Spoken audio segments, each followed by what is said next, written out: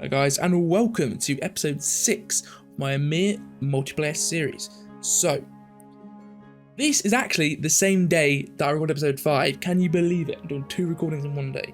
It is a Saturday though, so I can play a little bit more. And I have been playing quite frequently today, since the last recording. So, we've got the library up. Let's just have a look at the knowledges section, because I've done a lot in this section. And it's been a few hours, as you can see, that's why they've already got some score into them, but I've got 5 knowledges on the way since we've got the library placed down, which has given us loads of knowledge capacity. We've gone from about 20 to 300, so it gives us 267, you can see there. So the library is insane. We've got the potter's wheel, which gives us the level 2, which is brilliant because that will save us so many jobs. As you can see, we've got 6 workers. They're not working at full efficiency right now because they've got that tech going, but they're still requiring 6 workshops to produce a very low amount of pottery. Let's say 5.3 or whatever it will be when it's at max production. And because we've got so much excess wood and clay, I do want to get more pottery down, because remember, pottery gives us more life quality. If we look here, pottery is furnishings here. So furnishings, when we get it to 100%, gives us 2 life quality bonus. So it's something that's really useful to get to grow your population. Because remember, life quality means you get more people because your population produces more children. Well, maybe I don't know if it produces more children. I think it's just that there's more survival rate. So you get more workers. More workers means you produce more other goods. But also, life quality increases your average intelligence, which means you're more likely to unlock new ideas, and you're more likely to pass researchers on ideas because the success odds increases. As you can see there, it's 100 plus researchers' intelligence to get the success odds, and then it looks at the difficulty of the tech. So getting those pottery needs fully fulfilled be really, really easy, or at least a lot easier with this potter's wheel level 2. We then got weaving. This is another huge one, but it's a huge one that I find hit or miss, and this is clothes production instead of leather clothes. So everybody can produce leather clothes because every spawn starts with a hunter's spot, and a hunter's spot means you get leather. And then almost everybody, I can't think of anyone who is any good at the game who wouldn't go into some sort of leather clothes production, leather production such as buffalo or cow. Or even then, they might just buy it off the market. So everybody can produce leather clothes, but clothes are more hit or miss because you have to then set up a whole nother industry where you need to then produce a textile-based crop or textile-based animal like sheep or llamas. So in my other server that I've been playing on the side, the market is dead because the server's quite quiet. So there's not a single person who's sold any clothes, any textiles, and even any like resources that let you grow them. So they haven't sold any sheep, any llamas. There's no flax, there's no cotton, and I can't find any on the map. It's quite rare to find flax or cotton on the map. So there's literally no clothes production going on, so that's a massive industry missing out on. This server is a lot busier. Like if we look now, this server has 104 players on it. So obviously there isn't actually 104 because you can only have 100 people on a server, so some of these are probably inactive, and then a lot of them, you can see with these very, very low scores, are probably all inactive as well. But still, there's probably a good 50 or 60 active players on the server. By the time markets hit in a few weeks' time, that number will probably drop to about 40 people who are active, 30, 40 people who are active, but hey, that's still a lot more people. So this server will hopefully have the opportunity for us to get going into a market where there is, lots of activity on trades. And speaking of trades, I've been in communications with our 2 neighbours, and I'm gonna get some hose from front, which is our neighbour who succeeded the other guy who went inactive, and then from Hippolyte Packs we have got potentially more hose as well, because that is our main limiting factor at the moment. We've got 25 letters stocked up, and the only reason we're producing so low at 8 is because of all these techs. So going into the other techs, we've got weaving, like I just said, that's the artisans. Rotating pots is also artisans. But then we've got animal breeding, which is on the way, which is 5 farmers. Herbalism on the way, 5 farmers. And then finally the granaries one, food storing, it's 5 farmers. We've got 15 farmers who are researching. So our farming production is really, really low. But once we have those techs unlocked, our farming production will go back up. So all these hoes we're getting, we can instantly use to get more fields down, which is exactly what I want. So what I wanted to do in this first part of the episode, because there's not too much more I can do. Now I've just explained all of that. The rest of the content of this episode will be from tomorrow probably. But I wanted to get some large houses built because we've got tons of wood, tons of mud. Hammers, we don't have tons of hammers, but I'm not really using too many. And because we've got this glitch, it seems, I'm just always producing hammers. And I have no idea how to stop producing them because I just can't find that a tool maker. I'm going to keep getting some hammers anyway, so I might as well use them. Because our population, well, it isn't growing at the moment, it's actually losing because we have that lack of food production from all the farmers doing all the techs. But that's only going to last about 3 more hours for protecting the food, about a day for making new animals, but it is then 3 days for herbalism. Herbalism is such a hard tech to get, just because it's so, like, 700 research points is so long when you're in the Stone Age where we are. But anyway, I want to get some large houses, and we're gonna be growing soon, so there will be more demand. I don't know how the game works when it comes to switching people, because when you build a house, the people in the slums automatically delete their slums after, let's say, 10 minutes or whatever, and move into your house. But as far as I'm aware, people don't automatically, and I know this is true because remember it used to be true from 2 years ago. I don't know if it's been fixed, and I doubt it has, knowing Ymir. But if I build these, let's say, 10 houses, they'll just remain empty. Nobody will move into them until slums appear.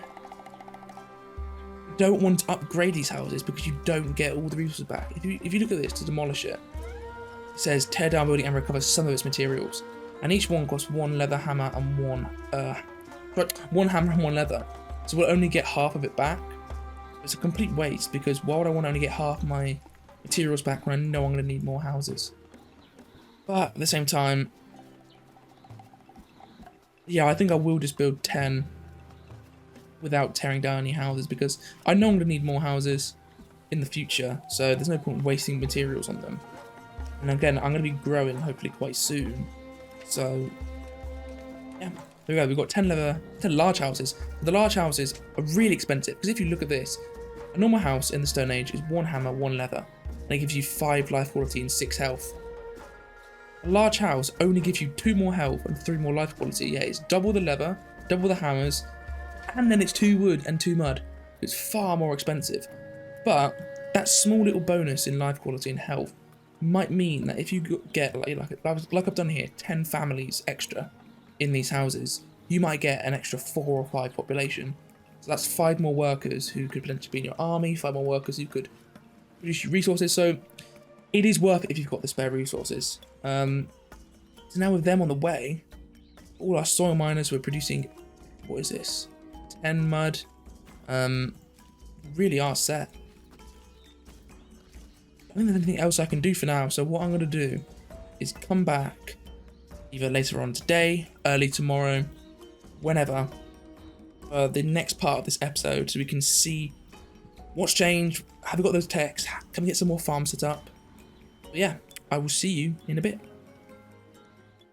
Hello guys, and welcome back to episode 6 of the Ymir playthrough. So, at the first part, which was yesterday, just as I'd got my library up, those technologies looking into, it's been not a day, but probably about 12 hours since that recording.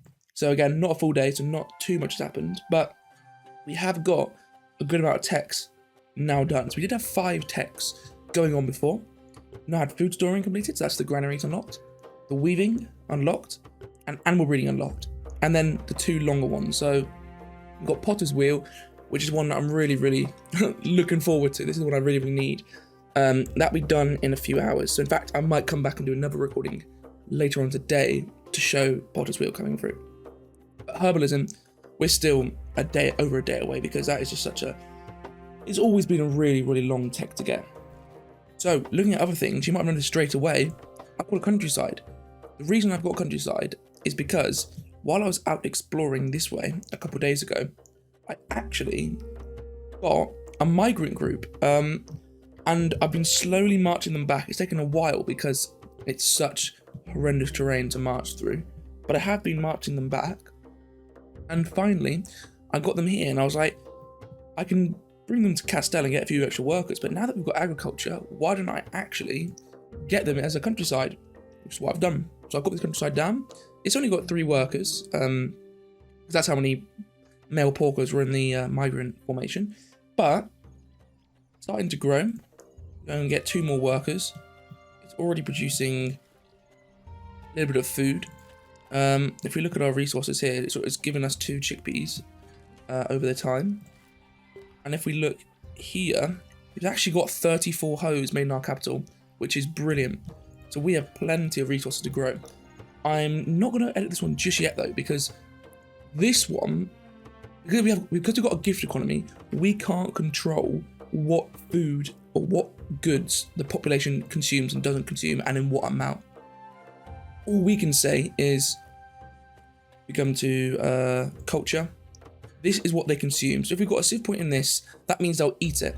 And they'll eat it no matter what. We don't have a say in it. The only thing we can do is do maintain stock, to try and get a little portion to maintain a stock, but you can't like restrict it. If you've got it in their inventory, they'll eat it. So I don't want to grow too much more here, because the more I grow, the more they're going to keep eating it. If I grow chickpeas though, that we're already matching their demand, so I will produce excess chickpeas. So maybe I'll produce chickpeas, but I want to produce it in our capital first, because the capital is the one I want to grow. And I think we're already starting to hit some of our excesses in the capital.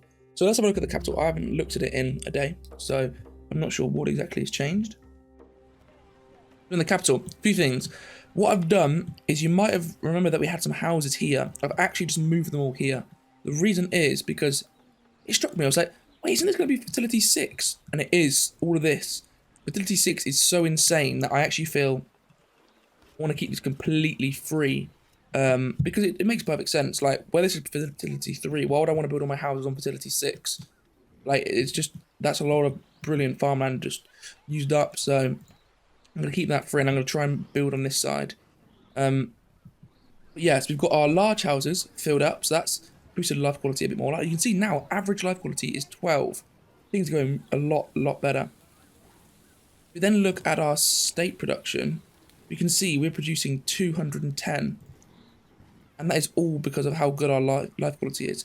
So that's something I actually learned I can't believe it took me this long to learn it, but I didn't realise that state, sorry, not state power, but state culture is generated based on how good your average life quality is across your whole nation, including your countrysides, and obviously including your population. So I always thought state power, not state power, state culture was purely based on how big your population was. So having a bigger population meant you generated more culture, but actually it's a bigger population, yes, but more importantly, how good their life quality is. So I was always trying to aim to fulfill resources anyway, but making sure your people have constant good life quality is really important.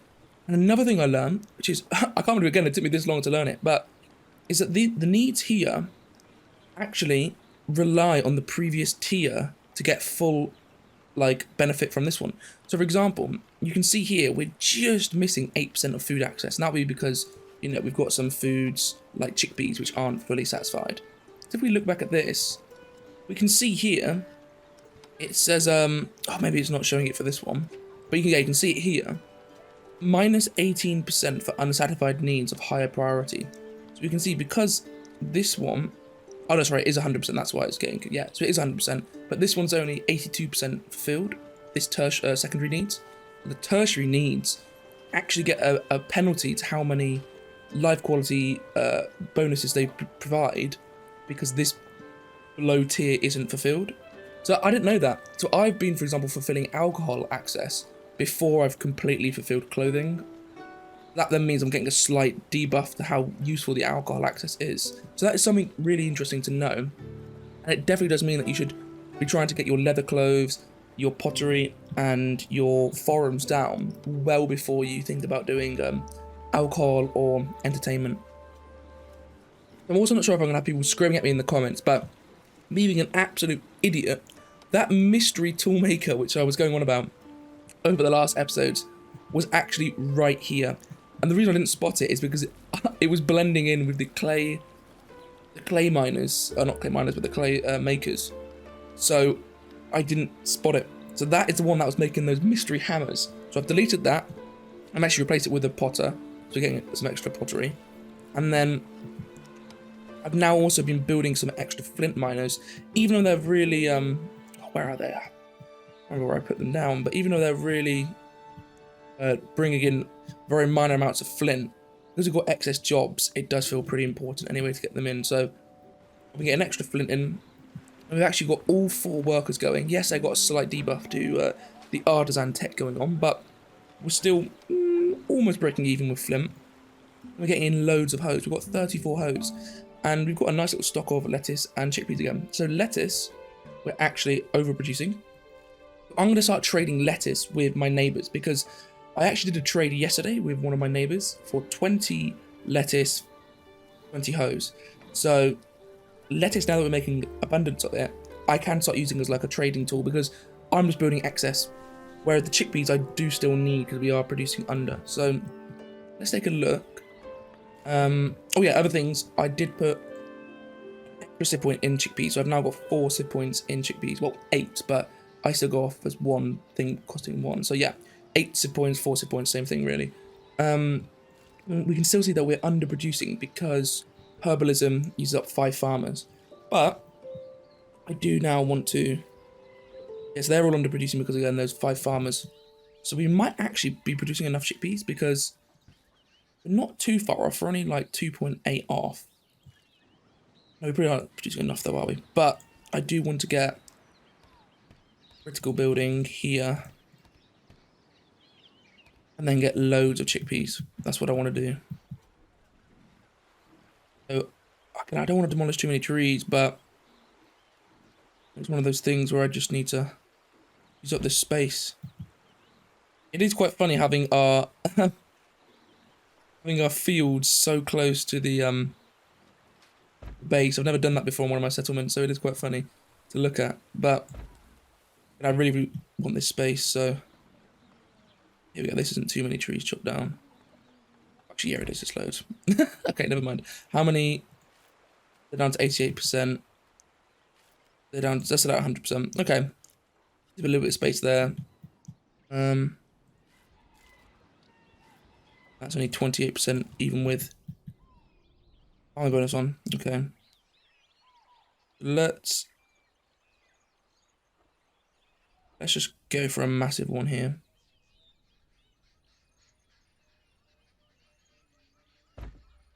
Again, it's all a little bit messy, but it's not the end of the world. Because now, again, we can make them whatever size we want. We can just fill in little gaps like this. Oh, let me do that again. We can fill in little gaps like this. Yeah, it's a little bit messy, but it's not the end of the world. There we go. We've almost used up all our chickpeas. We've got 1 chickpeas left. So let's just get a little farm over here. Exactly 1. There we go. We have got 11 hoes left, and I could grow more lettuce, because again, that could then be used for trading. But do I save it? I think the answer is no. I'm gonna go straight into growing lettuce, because there's no point just sitting on hoes if we then... Well, no point sitting on hoes while we've got usage left, because that means then we're just not getting as much as we could do. But my question is, do I grow that here, or do I grow that in my countryside? Because if I grow it in my countryside, it isn't going to provide us any more lettuce, because it's just going to be eaten by those people. But it does mean that the countryside will grow quicker, and by it growing quicker, that means we can get more jobs in the countryside, such as like a flint collector to get some more flint for a hoe production, or I could get another farm going. Whereas if I grow it here, it's more so I can trade it. You think so? Look at that. That one farm here, which is only at 70%. And again, that's 70% with the debuffs. So it's probably about 50%. Is making 3 chickpeas. That's how good the fertility 6 is. That is really, really, really incredible. So we actually now are making over our chickpeas demand. The only thing is, though, it's set it as maintain stock 25. So it's not going to, you know, fully supplying it until we hit to 25. But lettuce we are. Meat we're not. Meat we're quite far off, but 70% fill. Filling isn't terrible. Yeah, I've just got these 11 hoes with the lettuce. Do I grow it here? I think I want to grow my countryside first. I think that's what I'm going to do. Okay, so a little error there. The game did crash on me when I left the territory, but it's okay. I'm back. I'm going into that countryside now. So I'm going to get that countryside producing the lettuce because, yeah, growing the countryside I think is important because I want it to get up to, it would be 12 workers because each building has 3 and we can get 4 buildings because the water production counts as a production building, which just always boggles my mind. But whatever. So you can get 4 buildings in the countryside that actually make stuff. So I do want to grow this place. And if we can then also get this place doing good, we can get a little bit more state culture. Yeah, let's get some lettuce. Oh yeah, we don't need to worry about using up any trees here or anything like that because this space is purely going to be for us to grow stuff. So I don't care about allocating the fields neatly or anything like that. It really doesn't matter. What we've got? Oh, only one hoe left. Okay. There we go. That's a little bit of extra food being grown here. We're at 83% on this farm. So I think actually we'll produce an excess still because they only need one of each. So we're producing 0.3 in chickpeas and then in lettuce we'll probably 1.5 is that? Yeah, so looking at these fields, they're all starting to grow. This one is close to being finished. And we're producing 2 lettuce. So we are actually producing overall what we need. So we are making a supply, which is great. We're making 0.3 chickpeas and 1.1 lettuce here in West Side. So West Side is still going to be useful for us, but it's more of a long-term thing. The next 2 to 3, well, I say long-term, 2 to 3 days isn't particularly long-term, but in 2 to 3 days, we should hopefully have this place with more people, quite a lot more people actually, hopefully like 10 or 11 people, and we can have loads of farms set up there. But I think that is it. We have got the 2 fighters, so I could try and maybe do a little bit of exploring with them, but to be honest, I don't think I really can because loyalty is stable at 39, but conflict's increasing, so we're going to go down to probably about 35 loyalty. And that loyalty is really only being held by these two parties. If I really was desperate for loyalty, I could delete this one to save 5 and then add the 10 soldiers back. But then that means I don't have the flexibility or the versatility of having 2 parties to do different things. So I think I'll leave that for now. I think that is really it for this episode, to be honest. We've growing massively in Redwood's capital, Castell.